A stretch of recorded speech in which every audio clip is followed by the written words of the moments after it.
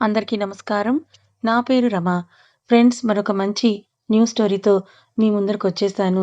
News story కాబట్టి ఈ కథకి లైక్ చేయండి, కామెంట్ చేయండి. అలాగే హైప్ చేయండి. మీ ఫ్రెండ్స్‌కి షేర్ చేయండి. మీరు చేసే ఒక చిన్న హైప్ వల్ల స్టోరీ మరికొంతమందికి రీచ్ అవుతుంది. 'ఐ హేట్ యూ రావణ్' ఒకటవ భాగం. రచయిత బుజ్జి గారు.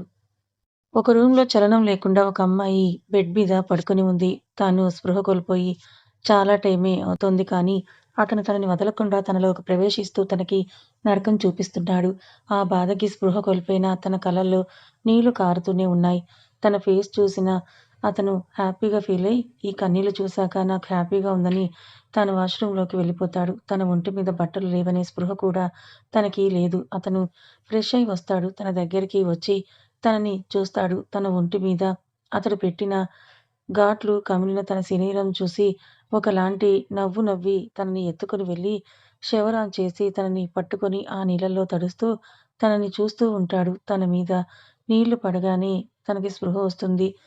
తన ఒంటికి డైరెక్ట్‌గా తగులుతున్న అతని స్పర్శకి వణికిపోతూ లీవ్ మీ ప్లీజ్ అని అంటుంది. తన ఒంటి మీద బట్టలు లేవని తెలిసి ఏడుస్తూ ప్లీజ్ లీవ్ మీ అని అంటుంటే never baby I want you అని తన పెదవుల్ని అందుకుంటాడు. అది ప్రేమతో పెట్టే ముద్దు కాదు, కోపంతో పెడుతున్నాడు. అది తనకి అర్థమవుతోంది. తను అలానే తన కళ్ళల్లోకే చూస్తూ తన కన్నీళ్ల రూపంలో తనకి కలుగుతున్న ఆ నొప్పిని బయటకు తెస్తోంది. తనని అలానే వదిలేసి తాను కోపంగా బయటికి వెళ్ళిపోతాడు. అతను వెళ్ళగానే ఆ షవర్ కిందే కూర్చొని ఏడుస్తూ ఉంటుంది. తన కళ్ళల్లో నీళ్లు ఆ నీళ్ళల్లోనే కలిసిపోయాయి. తాను మెల్లిగా లేచి బయటకు వస్తుంది. తన ఒంటి మీద అతను చేసిన గాయాలు తనని బాధపెడుతూ తన మీద అసహ్యం వచ్చేలా చేస్తాయి. అప్పుడు తను 'I hate you Ravan, I hate you' అని ఏడుస్తూ తన డ్రెస్‌ని వేసుకొని పక్కనే ఉన్న చాక్‌తో 'ఐ హేట్ యూ రావణ్ కానీ ఐ లవ్ యూ' అని తన లెఫ్ట్ హ్యాండ్ నరంని కట్ చేసుకుంటుంది. తన చేతిలో ఉన్న ఆ చాక్ జారిపోతుంది. తాను స్పృహ కోల్పోతుంది. తన చేతి నుండి రక్తం ధారలు ధారలుగా కారుతుంది. ఎక్కడి నుంచి వచ్చాడు రావణ్. తనని చూసి కోపంగా తనని బెడ్ మీద పడుకోబెట్టి తన హ్యాండ్‌కి బ్లడ్ ఆగేలా కట్టి స్పృహ కోల్పోయిన తన మెడ మీద గట్టిగా కొరుకుతాడు. ఆ నొప్పికి తాను కళ్ళు తెరుస్తుంది. కళ్ళు తెరిచిన తనని చూసి నువ్వు చనిపోవాలి అంటే అది నా చేతుల్లో. ఓకేనా? అర్థమవుతోందా నీకు? నువ్వు నువ్వుగా చావాలనుకున్నా నిన్ను ఎలా బ్రతికించుకోవాలో అది నాకు బాగా తెలుసు అని కోపంగా తనని చూస్తూ బయటికి తీసుకొని వెళ్తాడు. తను వెళ్ళగానే తన దగ్గరికి డాక్టర్ వచ్చి తనకి ఇంజెక్షన్ ఇచ్చి తను కళ్ళు మూసుకున్న తర్వాత 4 స్టిచెస్‌ని వేసి కట్టి వెళ్ళిపోతుంది. ఆ డాక్టర్ వెళ్ళాక అతను లోపలికి వచ్చి తనని కోపంగా చూస్తూ 'ఐ హేట్ యూ' అని అంటాడు కోపంగా. నిధి అని ఒకరు పిలుస్తూ తన కోసం వెతుకుతూ ఉంటారు. ఏంటి నా వెనకే కదా వచ్చింది. నా రూమ్‌లోకి రాకుండా ఎక్కడికి వెళ్ళింది అని కిందకి వెళ్ళిందేమో అనుకుంటూ తాను కూడా కిందకి వెళ్ళిపోతుంది. తన వెనకే తను వచ్చింది. కానీ అన్ని రూమ్స్ కూడా ఒకేలా ఉంటే తను ఆ రూమ్ వాళ్ళ ఫ్రెండ్‌ది అనుకోని ఆ రూమ్‌లోకి వెళ్ళిపోయింది. అది ఆటోమేటిక్‌గా డోర్ క్లోజ్ అయిపోయింది. ఎంత తీయాలి అనుకున్నా ఆ డోర్ రాకపోయేసరికి భయంగా 'శృతి' అని పిలుస్తూ ఉంటుంది. అప్పుడే ఆ రూమ్‌లో ఉన్న వాష్‌రూమ్‌లో నుంచి అప్పుడే హెడ్ బాత్ చేసిన కండలు తిరిగిన దేహంతో మెరుస్తూ ఉన్న ఒక అతను బయటికి వస్తాడు. తన తలని తుడుచుకుంటూ. అతన్ని అలా చూడగానే భయంగా 'ఆ' అని అరుస్తుంది. ఆ అరుపుకి తన వైపు చూసి కోపంగా ఏయ్! ఎవరు నువ్వు? అని దగ్గరకొస్తాడు. తాను భయంగా నేను నేను అని శృతి ఫ్రెండని అంటుంది. ఓకే. మరి నువ్వు నా రూమ్‌లోకి ఎందుకు? ఎలా వచ్చావు? అని అడుగుతాడు. తనని అలా టవల్‌లో చూడలేక తలదించుకొని నేను కావాలని ఏమీ రాలేదండి. తన రూమ్ అనుకొని మీ రూమ్‌లోకి వచ్చాను. నన్ను క్షమించండి. నేను వచ్చాను. ఈ డోరేమో లాక్ అయిపోయింది. ఎంత ట్రై చేసినా కూడా రావడం లేదని చిన్న పిల్లలా చెప్తూ తన వైపు కూడా చూడకుండా గట్టిగా మాట్లాడితే ఇంక కళ్ళల్లో నీళ్ళు వస్తాయేమో అన్నట్లుగా ఉన్న తనని చూసి తన మొహం పట్టుకొని తన ఫేస్ చూసి తన పెదవుల్ని అందుకుంటాడు. అసలు ఏం జరుగుతుందో అది అర్థం కాక తాను చేసే పనికి ఏం చెయ్యాలో తెలియక తనని కొడుతూ వదలమని అంటుంది. అక్కడ ఉన్నది ఎవరు? అభిరామ్. వదులుతాడా? అస్సలు తాను ఆమె పెదాలలో ఉన్న తేనెటీగ ఎలా అయితే పువ్వులో ఉన్న మకరందాన్ని పీల్చి వదులుతుందో అలా ఆ పెదవుల్లో ఉన్న మకరందాన్ని పీల్చి అప్పుడు ఆమెను వదులుతాడు. అప్పటికి తనకి శ్వాస ఆగేలా అవుతుంది. తాను పెట్టిన ముద్దుకి తన వైపుకి చూసి ఒక ముద్దుకి ఇలా అయిపోతే ఎలానో నాతో అని అనుకుని వార్డెన్‌ని తీసుకొచ్చి తనకి ఇచ్చి తాను డ్రెస్ వేసుకొని బయటికి వస్తాడు. తన వైపు కూడా చూడకుండా "డోర్ తీయండి ప్లీజ్ నేను వెళ్ళిపోతాను" అని అంటుంది ఆమె. "ఎక్కడికి వెళ్తావు?" అని అడిగితే శృతి నా కోసం చూస్తూ ఉంటుంది. "ప్లీజ్ అండి" అని అంటే తన దగ్గరికి వచ్చి తనని గోడకి లాక్ చేసి అండి గాదు ఓకే అభి. అభిరామ్ అందరికీ రామ్. నీకు మాత్రం అభిని ఓకేనా? ఏమని పిలవాలి? అభి అని ఒక్కసారి పిలు అని అంటే అభిగారు అని అంటుంది. ఈ గారు గీరు వద్దు ఓకే. అభి అను అంతే. సరే నీ పేరేంటి? ఇన్ని రోజులు నా కంటికి ఎందుకు కనిపించలేదు నువ్వు? అని అడిగితే భయంగా చూస్తూ తన వైపు చూస్తూనే నా పేరు నిధి అని అంటుంది. నిధి నైస్ నేమ్. ఈ నిధి నా సొంతం అన్నమాట ఇంక అని తన ముక్కుకి మెరుస్తూ ఉన్న నీలం రంగు రాయగల ముక్కు పుడకకి ముద్దు పెట్టి ఐ లవ్ యూ అని చెప్తాడు. అలా చెప్పిన అతనిని భయంగా చూస్తూ ప్లీజ్ వదలండి. నేను వెళ్ళాలి అని అంటుంది. ఇప్పుడు వెళ్ళు కానీ నా నుంచి మాత్రం నువ్వు తప్పించుకోలేవని తన పెదవులకి లైట్‌గా కిస్ చేసి ఇవి నన్ను చాలా టెంప్ట్ చేస్తున్నాయని అంటాడు. ఆ మాటకి తాను తన అందమైన కళ్ళతో తనని చూస్తూ ఉంటే, ఆ కళ్ళల్లోకి చూస్తూ ఆ కళ్ళకి ముద్దు పెడతాడు. తాను అలానే చూస్తూ ఉంటుంది భయంగా అతన్ని. అతడు నవ్వుకొని ఇంకా కొంచెం సేపు ఇక్కడే ఉంటే ఏడ్చినా ఏడుస్తావేమో ఇంక వెళ్ళు అని అంటూ డోర్ పక్కనే ఉన్న ఒక బటన్‌ని ఓపెన్ చేయగానే డోర్ ఓపెన్ అవుతుంది. ఓపెన్ అయిన ఆ డోర్‌ని చూసి హ్యాపీగా బయటికి వెళ్తున్న తన చెయ్యి పట్టుకొని ఆపి, "నువ్వు డైలీ మా ఇంటికి రావాలి. నువ్వు రాకపోయావనుకో నేనే వస్తా మీ ఇంటికి సరేనా?" అని అంటే, ఈ అమాయకపు పక్షి "ఓకే సార్" అని అంటే కోపంగా "అభి" అని అంటాడు. "సరే అభి గారు" అని అంటుంది. "గుడ్. ఇంక వెళ్ళు" అని అంటాడు. తాను వెళ్ళిపోతుంది. వెళ్తున్న తనని చూసి "ఐ లవ్ యూ" అని అనుకొని లోపలికి వస్తాడు. మొదటి చూపులోనే ఇంతలా ప్రేమించిన తాను ఇప్పుడు ఎందుకు తనని అలా బాధపెడుతున్నాడు?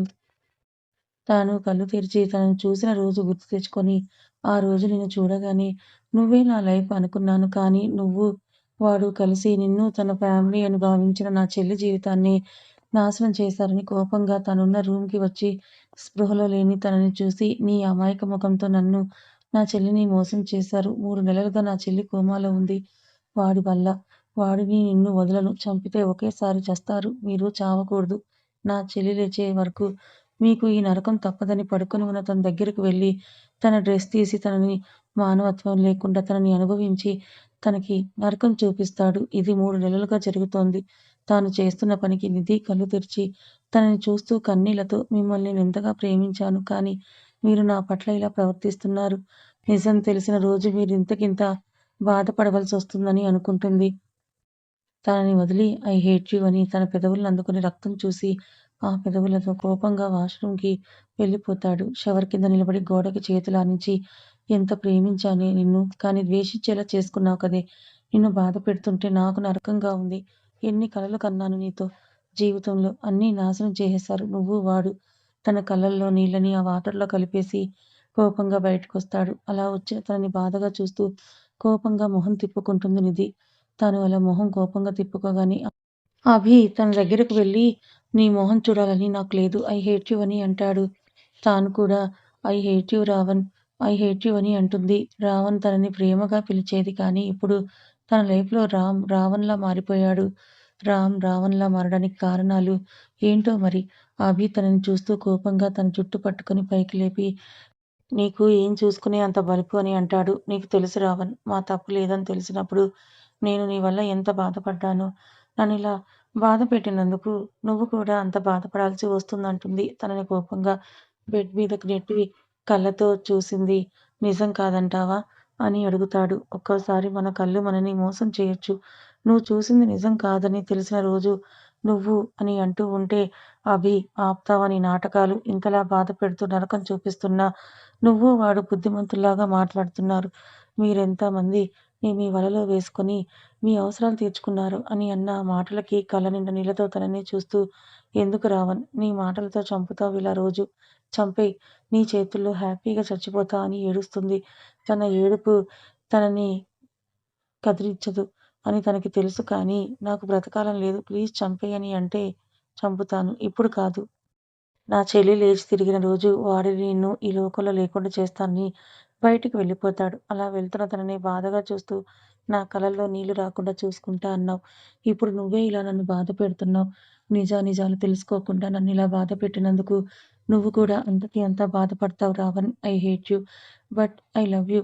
అతను ఎవరు? అసలు అభి వాడు అని అంటున్నాడు. నిధికి తనకి అసలేం సంబంధం ఉందో చూడాలంటే మీరు వెయిట్ చేయాలి కదా! ముందు ముందు చెప్తాను అసలేం జరిగిందో. నిధి కోసం శృతి వెతుకుతూ వస్తూ ఉంటే కంగారుగా కిందకు దిగుతున్న తనని చూసి ఓయ్! ఎక్కడికి మాయమయ్యావని అంటే నేనింకా వెళ్తానన్నయ్య ఎదురు చూస్తూ ఉంటారు. హలో! నువ్వొచ్చి కొంచెం టైం కూడా అవ్వలేదు. మా ఇంట్లో వాళ్ళకి నిన్ను పరిచయం చేస్తాను ఉండు అని తనని కిందకి తీసుకొని వెళ్తుంది. శృతితో వస్తున్న నిధిని చూసి అవి వాళ్ళ అమ్మ, నానమ్మ ఎవరు ఈ అమ్మాయి? చాలా బావుంది కదా అని అనుకుంటారు. ఆ మాట విన్న అభి మరదలు అను కోపంగా శృతితో మెట్లు దిగుతున్న నిధి వైపు చూస్తుంది. అభి ఎప్పుడొచ్చాడనో కానీ నిధిని క్రాస్ చేస్తూ తన నడుము గిల్లి ఏమీ తెలియని వాడిలా కిందకొచ్చి సోఫాలో కూర్చొని మొబైల్ చూస్తూ ఉంటాడు. అభి వాలకం ఏంటో అర్థం కాక ఇక్కడ పాపకి భయం పెరిగిపోతుంటుంది. ఇంకా అతని ముందు ఉండలేక ప్లీజ్ శృతి ఇంక నేను వెళ్తాను. అన్నయ్య ఒక్కడే చూసుకోవాలి అంటే కష్టం అని అంటే వెయిట్ చెయ్యి ఇక్కడే అని వాళ్ళ అన్నయ్య దగ్గరికి వెళ్ళి ప్లీజ్ అన్నయ్య తను నా ఫ్రెండ్ శృతి అని అంటే అను ఒక్క రోజులో ఫ్రెండ్ అయిందా? లేక నువ్వు డబ్బున్న అమ్మాయివని తెలిసి నీతో ఫ్రెండ్‌షిప్ చేస్తోందా? అని అంటుంది. ఆ మాట నిధికి బాధగా అనిపించి బయటకొచ్చేస్తుంది. శృతికి చెప్పకుండానే అలా బయటకు వెళ్తున్న తనని బాధగా చూస్తూ తను అందరిలా కాదు. ఎవరు ఎలాంటి వాళ్ళో తెలుసుకోలేనంత చిన్న పిల్లనేం కాదు నేను అని వాళ్ళ అమ్మ వైపు చూస్తూ తాను నిధి అమ్మ వాళ్ళకెవరూ లేరు. తాను వాళ్ళ అన్నయ్య ఇద్దరే. తన చదువు కోసమే వాళ్ళు ఈ ఊరొచ్చారు. వాళ్ళ అన్నయ్య ఇక్కడ కేఫ్ పెట్టాడు. ఇద్దరు అది చూసుకుంటూ ఉంటారు. ఈరోజు కాలేజీ మొదటి రోజు. మా సీనియర్స్ తనని ఏడిపిస్తుంటే ఏడుస్తున్న తనని చూసి నేనే తనకి హెల్ప్ చేశాను. వాళ్ళు ఏమన్నా సైలెంట్‌గా ఏడుస్తుంది కానీ ఒక్క మాట కూడా మాట్లాడడం లేదు. తను చాలా అమాయకురాలమ్మా అని అంటుంది. అప్పుడు అను మొదట్లో అందరూ అలాగే కనిపిస్తారని అంటే శృతి కోపంగా ఇది నా విషయం. నాకు సంబంధించింది. నువ్వు మాట్లాడకని కోపంగా అన్నయ్య తనకి ఇక్కడ కొత్త. ఎటు వెళ్తుందో ఏమో! నువ్వే తనని సేఫ్‌గా దించాలి వెళ్ళు అని అంటే ఓకే అని వెళ్తున్న అభిని చూసి అను ఇప్పుడు నువ్వు వెళ్ళడం అంత అవసరమా అభి? అని అంటే అభి కోపంగా అను వైపు చూసి ఈ విషయం నీకు అనవసరం ఓకే. నువ్వు మాట్లాడకుండా సైలెంట్‌గా ఉండడం నీకే మంచిదని నిధి కోసం బయటికి వెళ్తాడు. తాను ఎక్కడ ఉందా అని చూస్తూ ఉంటాడు. ఒక బస్ డిపోలో కూర్చొని తన బ్యాగ్‌ని గట్టిగా పట్టుకొని భయంగా కూర్చొనుంటుంది. తనని అలా చూసి కోపంగా వెళ్ళిన అభి తన భుజం మీద చెయ్యి వేయగానే భయంగా లేచి నిలబడి అభిని చూసి దూరం జరుగుతుంది. పిచ్చా నీకు? ఇక్కడ కూర్చున్నావు అని అంటే అన్నయ్యకి కాల్ చేశాను వస్తానన్నారు. కస్టమర్స్ ఉన్నారంట. ఒక 30 మినిట్స్ ఇక్కడే కూర్చోమన్నాడని అంటే కోపంగా వాడికి బుద్ధి లేదా? అని అంటాడు. వాళ్ళ అన్నని అలా అంటున్న అభిని కోపంగా చూస్తూ మీలా మేము డబ్బున్న వాళ్ళం కాదు. మా అన్నయ్య అలా కస్టమర్స్‌ని వదిలి వస్తే రేపు వాళ్ళు వస్తారా మా కేఫ్‌కి అని అంటున్న తనని కోపంగా చెయ్యి పట్టుకొని కార్‌లో కూర్చోపెట్టి అడ్రెస్ చెప్పు అని అంటాడు. మీ కార్‌లో నేను రాను. మా అన్నయ్య వస్తాడు. తన కోసం నేను వెయిట్ చేస్తా అంటున్న తనని నువ్వు ఇప్పుడు కారు దిగాలని చూస్తే ఈరోజు నువ్వు ఇంటికి వెళ్ళవు అని అంటాడు. ఏంటండి మీరు ఇలా చేస్తున్నారు? చేస్తాను ఇలానే అని తన చెయ్యి వైపు చూస్తాడు. ఎర్రగా కమిలి ఉన్న చెయ్యిని చూసి ఆ చెయ్యిని పట్టుకొని ఏంటే ఇది? అని అంటే మీ వల్లే. మీరే కదా అంత గట్టిగా నన్ను పట్టుకొని వచ్చారు. అందుకే ఇలా అని అంటే దేవుడా! ఇలా ఉన్నావేంటే నువ్వు? కొంచెం గట్టిగా పట్టుకుంటేనే నీ స్కిన్ ఇంత రెడ్ అయిపోతుంది. నిన్ను చాలా స్మూత్‌గా డీల్ చేయాలని అంటాడు. కానీ ఇప్పుడు తనని అతనే బాధ పెడుతున్నాడు. అభి కోపంగా ఒక దగ్గరికి వెళ్తాడు. అక్కడ ఒక అతన్ని కట్టేసి ఉంచుతారు. తనని హింసించడం అభి చేసే పని రోజు. తను వస్తూనే ఒక కర్ర తీసుకొని వచ్చి తనని కొడుతూ ఉంటాడు. అయినా అతని కోపం చల్లారదు. నిన్నిప్పుడే చంపేయాలని ఉంది. కానీ ఇంకా కొన్ని రోజులు మీరు ఈ లోకంలో ఉండరు అని కోపంగా వెళ్ళిపోతాడు. దెబ్బలు తిన్న వ్యక్తి మొదట్లో చెప్పాలని ట్రై చేసేవాడు అసలేం జరిగిందో అని. కానీ ఇప్పుడు మౌనంగా ఉంటున్నాడు. తన చెల్లి నిధిని తలుచుకొని బాధపడుతూ శృతి అనే ఒక అమ్మాయి మనకు పరిచయం అయ్యి ఉండకపోతే ఈరోజు నువ్వు, నేను చాలా హ్యాపీగా ఉండేవాళ్ళం నిధి. డబ్బున్న వాళ్ళు ఇలానే ఉంటారు. వాళ్ళు చూసేదే నిజం. తను నీకు ఫ్రెండ్ అవ్వడం వల్ల మనకి ఇప్పుడు ఇలాంటి పరిస్థితి వచ్చింది. శృతిని తలుచుకున్నప్పుడు తనకి కోపం, ఇంకా బాధ కూడా కలుగుతాయి. నేను చెప్పాను. నాకీ ప్రేమ మీద నమ్మకం లేదు. నా జీవితంలో నా చెల్లిని ఒక మంచి పొజిషన్‌లో చూసి, తన కళ్ళల్లో ఆనందాన్ని చూస్తూ ఉండాలని. కానీ నువ్వేం చేశావు? ప్రేమ అని చెప్పి నేనొద్దన్నా నా వెనక పడి, ఇప్పుడు నీ వల్ల నేను, నా చెల్లి, మీ అన్నయ్యతో ఇలా బాధపడుతూ ఉన్నాము. నిన్ను వాడి నుంచి కాపాడినందుకు నాకు, నా చెల్లికి మీరిచ్చే బహుమానం ఇది. నిధిని గుర్తు చేసుకొని బాధపడుతూ ఉంటాడు అతను. తన బాధ చూడలేక అక్కడ ఉన్న ఒక బాడీగార్డ్, "మీ తప్పు ఏమీ లేదని నాకు అర్థమవుతోంది సార్. మీరు వెళ్ళిపోండి. నేను మీకు హెల్ప్ చేస్తాను" అని అంటాడు. "అయ్యో! వద్దు. నేను వెళ్ళిపోతే అతను నిన్ను బ్రతకనివ్వడు. ఇంకా నా చెల్లి కూడా అతని దగ్గరే ఉంది. వాళ్ళ చెల్లి కళ్ళు తెరిచి నిజం చెప్పిన రోజు అప్పుడు తనే మమ్మల్ని వదిలేస్తాడు. అప్పటి వరకు భరిస్తాను" అని కళ్ళు మూసుకుంటాడు. అతను తనకి రక్తం వస్తున్నా చూడలేక బయటికి వెళ్ళిపోతాడు. అభి నేరుగా వాళ్ళ ఇంట్లోకి వెళ్ళి ఒక రూమ్‌లోకి వెళ్తాడు. పైన ఆ రూమ్‌లో నిధి ఉంటుంది. అక్కడ తను బందీ అన్నమాట. ఏ తప్పు చేయకుండా శిక్ష అనుభవిస్తోంది. ఒకవేళ వాళ్ళ అన్నయ్య తప్పు చేసుంటే తనని బాధ పెట్టడంలో అర్థం ఉంది. కానీ ఏమీ తెలియని నిధిని బాధ పెట్టడం ఆ ఇంట్లో అందరికీ కష్టంగానే ఉంది. వాళ్ళకి నిధి గురించి తెలుసు. తాను ఎప్పుడు ఎవరి నుంచి ఏమీ ఆశించదు అని. వాళ్ళు తనని అవి అలా బాధ పెడుతూ ఉంటే వాళ్ళకి కష్టంగా ఉంది. ఒక నలుగురు మాత్రం హ్యాపీగా ఉన్నారు. కానీ ఒకరికి మాత్రం హ్యాపీగా ఉన్నా కొంచెం టెన్షన్‌గా ఉంది. శృతి కళ్ళు తెరిస్తే తన గురించి చెప్తే అభి తనని బ్రతకనివ్వడు అని. అందుకే శృతి కోమాలోనే ఉండాలని తన ప్రయత్నాలు చేస్తూ ఉన్నాడు అతను. అభి వాళ్ళ చెల్లెల్ని చూసి నవ్వుతూ ఉంటే వాళ్ళ చెల్లి అలా ఉండడం చూసి తన మనసుకి కష్టంగా ఉంది. తనని చూస్తూ నిన్ను ఇలా చేసిన వాడిని వదలను. ప్రతిరోజు వాడి ఒంట్లో రక్తం చూస్తే గానీ నా కోపం కొంతైనా తగ్గడం లేదు అని నిధి గుర్తుకు రాగానే కోపంగా, నీ అమాయకమైన మొహం వెనుక ఇంత నాటకం ఉందని నేను తెలుసుకోలేకపోయాను. ఫ్రెండ్‌గా నా చెల్లి లైఫ్‌లోకొచ్చి మీ అన్నని తాను ప్రేమించేలా చేయాలనుకున్నావు. కానీ మీ అన్న తన జీవితాన్ని నాశనం చేయాలని చూశాడు. అది అవ్వలేదని తనని చంపడానికే ట్రై చేశాడు. మీ ఇద్దరిని వదలను అని కోపంగా నిధి ఉన్న రూమ్‌లోకి వెళ్తాడు. మళ్ళీ ఏం చేస్తాడో ఏమో పాపం నిధి. కథ ఇంకా ఉంది. అసలు అభి చెల్లెలు శృతికి ఏం జరిగింది? శృతి అలా అవ్వడానికి కారణం నిధి, అలాగే అతని అన్న అనుకుంటున్న అభి ఆమెని హింసిస్తున్నాడు. మరి శృతి కోమా నుంచి బయటపడుతుందా? నిధి తప్పేమీ లేదని అభి తెలుసుకుంటాడా? అభి నిజం తెలుసుకునే లోపు నిధి పరిస్థితి ఎలా ఉంటుందో, తర్వాత ఏం జరిగిందో తెలుసుకోవాలనుకుంటే ఛానల్‌ని ఫాలో అవ్వండి. కథ నచ్చితే లైక్ చేయండి. Thank you so much.